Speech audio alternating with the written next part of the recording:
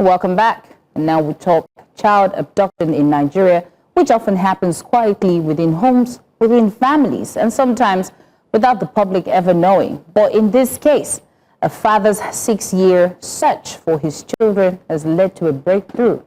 5 children taken in 2019 by relatives of their late mother and hidden for years have now been traced to Anambra State. Their father, Mr. Chima Kalu, reached out to News Central's investigative desk after exhausting every option to find them. What followed was a collaborative investigation between News Central and the Nigerian police, uncovering a troubled marriage, a deep family conflict, and ultimately leading to the discovery of the missing children. News Central's special investigative correspondent Ononye Marshall led the complex operation on the ground in Anambra, navigating the emotions, the risks, the sensitivity, and the details that shaped this rescue. Well, here's that report. My concern is my sister-in-law, my wife's elder sister, that came to the house where we lived in Bogije, Lagos, and took my wife and children since on the 20th of August, 2018. And since then, I've not seen them till now. None of them, and they were 3 when they left because my wife was pregnant with twins. The first one is Hosanna, that's a female, and she's 10 years now. The second one is Hallelujah, he's 9 years now. And then the third one is Glory, female also, 8 years now. Then the twins we are giving birth to in January 2019. So I've been trying all my best to get them back to my house since they were abducted.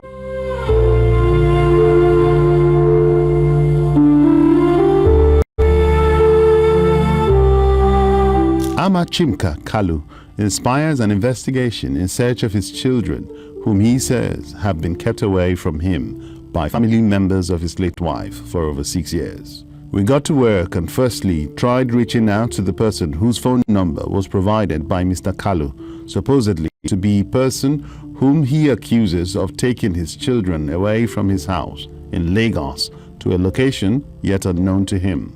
Unfortunately, calls to that number came back futile. Then we moved to the next phase, to deploy our GPS tracking technique in evaluating possible locations where this individual might possibly be situated. Luckily, that paid off. What we found was contrary to location Mr. Kalu had suspected. We found the suspect to be very present in the Idemili North local government area of Anambra State. A petition was quickly sent across to the Nigeria Inspector General of Police, who in turn directed the Anambra State Command to investigate the matter. We arrived Anambra on Sunday, 23rd of November 2025, armed with a copy of the IG's directive, and approached the Anambra State Command. Efforts and information were galvanized, and a team of investigators from the State Criminal Investigation Department were assigned to lead the investigation. After a number of discreet surveillance and intelligence gathering, on Wednesday, 26th of November 2025, the men of the Anambra State CID in the company of News Central Investigative Team located Hosanna Onyedikachi Kalu in a school in the Idemili North local government area of Anambra State. She was found in the same location with one of the sister-in-laws to Mr. Kalu, Ama, whose name is currently being withheld. With her cooperation, all 5 children were located and recovered to the Anambra State CID.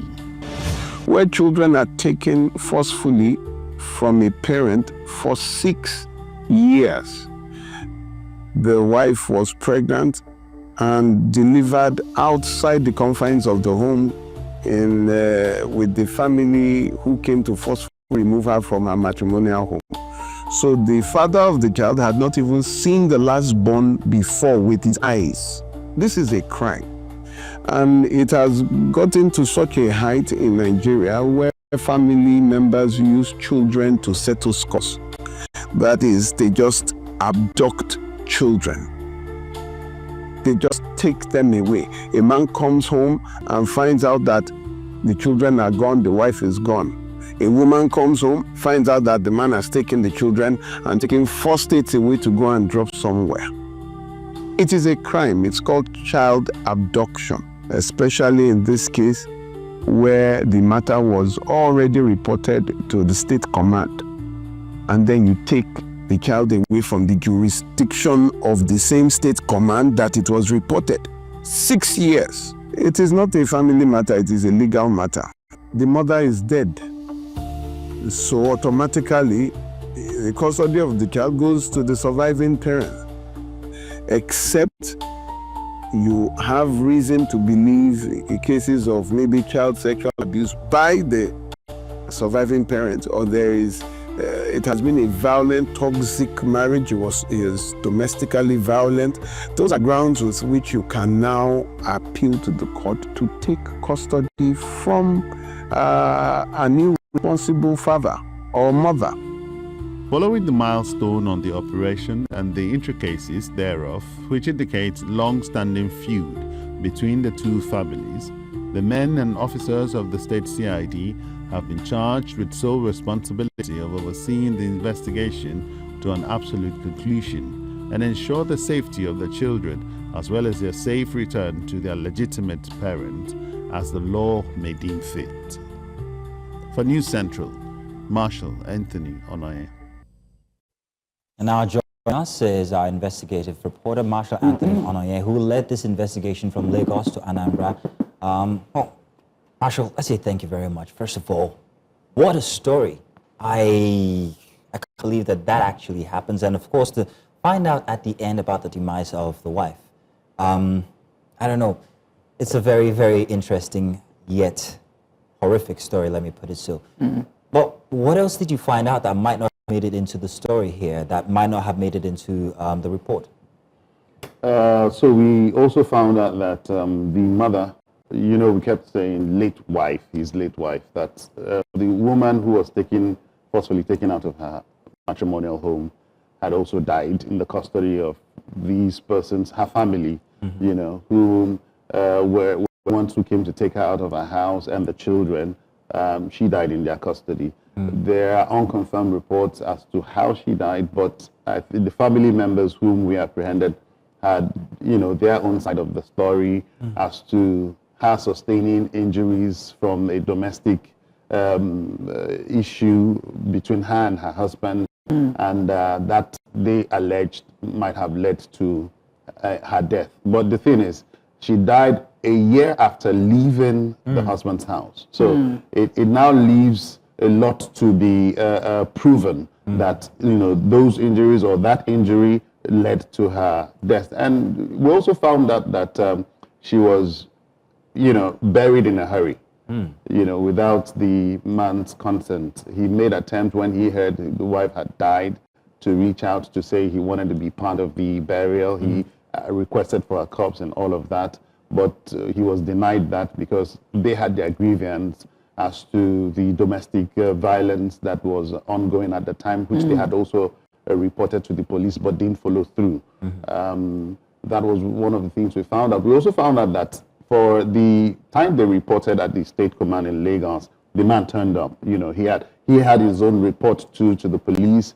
He was also reported at the domestic and sexual violence office, which he also turned up, but they refused to turn up until the time they blocked him out of access to his children and changed location, and that made it difficult for him to access them. So I was listening to you intently, and I heard you say something about the abduction, the method or the anatomy of the abduction. Now, we know the kids were abducted. Was the wife also abducted? Was it a willing, did the wife go with them willingly? It appeared that the wife went with them willingly because at the time the marriage was troubled. Okay. So that is why, for now, because she's also demised, she's also late, we cannot ascertain her state of being, her disposition at the time when she was being taken. And this is 6, 7 years now, going on 7 right now, since her abduction or kidnapping or being taken out of the house, if we may put it that way. But as far as the children are concerned, the fact that they are not, like you heard by Solumide say that, they weren't taken by any of the parents, or even if they were taken by either of the parents, it could be termed as an abduction case without the permission of the other one. So for the children, which is our major focus, that was the report he gave, he cried out to us to say he's looking for his children. He's been denied access for over 6 years. He doesn't know where they are. He doesn't even know where the people that are holding the children are. And, you know, for us at New Central Investigative Desk, one of our core values is to not just to put out stories out there or to, you know, make beautiful documentaries. One of our core values is to see that people get justice. So we follow these stories, and when people reach out to us, we follow it to a very, very, would I say, for lack of a better word, justifiable conclusion. Right. Yeah. So locate the children and get them back to their parents. Wow. So that your core value is very intriguing, and I love it. But this particular case, did you stumble upon it, or he found you? He found us. He reached out to some lawyers who had also reached out to us to say, look, gave him our contact to say, reach out to New Central. They are doing, you know, this kind of work at New Central, and they could be able to help. And so he called us directly and explained everything to us. And I have questions regarding that now, but it has to do with state of the authorities now and why they were unable to themselves make this investigation happen. But let's leave that aside till the end. You must have other questions, Queen. With that, I'd like to say a very big thank you to the Inspector General of Police, who is always, you know, who always answers us whenever we reach out to him. He's been on, we've brought him into several cases that we've done, and that's why we are getting, you know, justice for some of the people, most of the people who reach out to us. And I'd also like to say a very big thank you to the Commissioner of Police, Anambra State, and the men, the policemen who joined us in that operation. They were highly responsive. The moment we got there, they needed to see the facts with which we came, and they needed to evaluate the environment where we had tracked these persons to, and so they jumped right at it. Immediately we showed them what we had already done. Right. So Marshall, for me now is, you know, based on the video, you were diligent in your work in tracking these people. What were the challenges you faced, having to find children that their own father haven't seen for 6 years? I can imagine how it's like you forgetting something, and in 6 years, you're not sure where it will be. So how challenging was it for you? What did you face having to find these children in Anambra? So aside from the fact that, you know, when you do these trackings, I mean, technologically, you would have data at your disposal, and those data could be analyzed, and then you find locations. Of course, that's just elementary, but the rough work, getting to the location, first of all, you go through the rigors of the police administration, get across to the IG, and then, you know, get a police team or police formation assigned to the work, and then you now get to the nitty-gritty of it, get down to the location and explore the location. It's a terrain that is not, you know, like the urban city. It's a terrain that we had to navigate rough roads and all of that. And then there's always the emotional part of it when you discover these children. We didn't show you the parts where they were all in tears, the custodians of these children. I would say relatively well-to-do or okay family. I mean, need I say here, Mazino, and we met these children in very good condition. Okay. Yes, they were in the hands of their relatives who had decided to take care of these children, and there was no form of molestation, no form of abuse. They were in very good condition. You saw the school where we found them. The problem is, it is illegal to hold those children against the will of their parents. So that implicates them. That implicates them. So that's the problem there. And that's why, again, I commend the Deputy Commissioner of Police in Anambra State there, Mantu, who had decided to look into the dispute, the family dispute between the two families, and not, you know, come hard on either party. Because we also noticed that, I mean, they felt aggrieved by the dispute between the husband and wife. And at that time, they might have thought that they were saving their daughter, who eventually died in their custody. That's another story entirely, you know, because she, after being taken from the house, died in their custody. So that's a legal matter for the police to investigate and follow through. But for the children that were our primary focus, we found them in very good condition, in very good schools, you know. So there's that emotional part when you find there's the uhuru, you feel excited. Exactly. Yeah, but the part where you now see these children, you good get health. connected with them, and then they're in tears, that for us is a little bit challenging too. We're not Superman. Yeah, exactly. Mazzino. From the report now, we hear that this is something that happens often in Nigeria. How rampant is it? Very, very, very rampant. You heard the barrister again, I say, you have cases where parents just choose to settle scores by taking either, maybe you have two children and then you love one over the other. Take one. When your wife wants to deal with you, she just feels, okay, she'd rather take one of them and go away, leaving the other one. I mean, we have series of, Chimka Kalu's case is just one of so many cases we have in our kitty working on right now. So yes, it's rampant. That is very scary, isn't it? So now, with the family who seem implicated in all of this, what's their fate? That's for the police to decide whether or not they will pursue a prosecutorial process or proceeding against them. But I do know that what we have is they have violated the law, and I expect some level of justice to take place. For starters, I do know that the father would be reunited with his children. That is one primary justice that the primary justice we were seeking.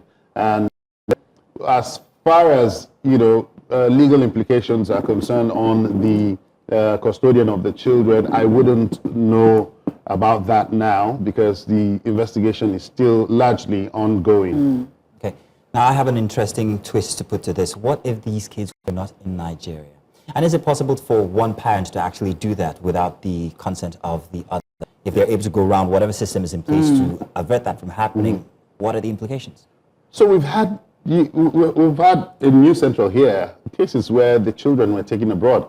We've had to reach out to Interpol. We had to work with Interpol to locate these children. We've had a case in Rwanda where the kids were taken to Rwanda. We've had another one in Benin Republic. We've had another one in South Africa. I mean, we have these cases where one parent decides to take the children out of the country. It's no different from what we would do if it was an locally in Nigeria here.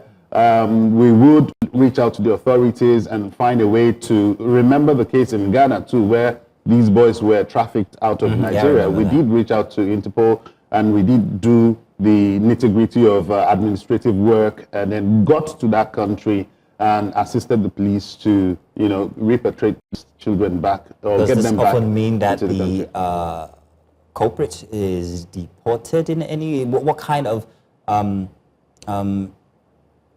what happens? So there are laws that there are implications, or rather there are laws that will come to the fore to be at that instance, like the case of Ghana. When the culprit was arrested, he was being tried in Ghana. So it is their own, because it's a crime for you in that country to perpetrate such in that country. So and also there's a place of diplomacy, what exists, the kind of diplomatic tie they have with Nigeria to consider whether the culprit will be directly repatriated to be tried in Nigeria, or firstly tried in that country where we found the children or the victims before being repatriated back to Nigeria to face the law. Right. These conversations can just open different cans of worms, because as he was talking, you talked about how the family of the deceased had gone to the committee or the agency for domestic violence and reported, but never followed up. So if you keep having situations where people are not following up, and then if they come to report to you that something's happening and you as the agency don't follow up as well, now, everything is not falling on Marshall or other people who have, time to focus on these things. So it now comes to Nigeria as a whole as to what do we focus on. Yes, and it's recurring and it's challenging. But Marshall, what next after this? As you're solving problems. Yeah, exactly. So what next? We tell you to find Mazzino somewhere, but what next after this? Okay, I'm not going to find Mazzino somewhere, but yeah. Okay, what next? So we have a lot of stories in our kitty. We have a lot of I hate to call them stories. We have a lot of investigations in our kitty that we're looking into. I'll just share with you one that we're currently working on. A woman, we're talking about abduction here and parent dispute or domestic dispute. We had a husband and wife who were in a dispute, and then the wife took the children, went away, leaving the man, and later got married to another man. And these kids were 13 and 6, 12 and 6 at the time. And then this stepfather of theirs, new husband to the wife, to the woman, was sleeping with these children for 2 years. Oh no. The children, not child. That's Sleeping child with the They're children, both girls. that's defilement. Both girls. Oh dear. Sleeping with them. And then when the matter was, I mean, the woman was sort of, hiding it because these children they were telling their mother, and eventually she would tell them, no, maybe you weed or you peed on yourself and all of that. So we're looking, that's a story we're exploring. Well, I hate to say that we are excited about it. No, we are not, but we would want to see where this goes. Justice, exactly. Thank you very much, Marshall, for such great investigative work that you do here at News Central. And it's always a pleasure to see that there is an eventual justified end to most of these. Thank you very much. Thank you very much. Thank you, Mash.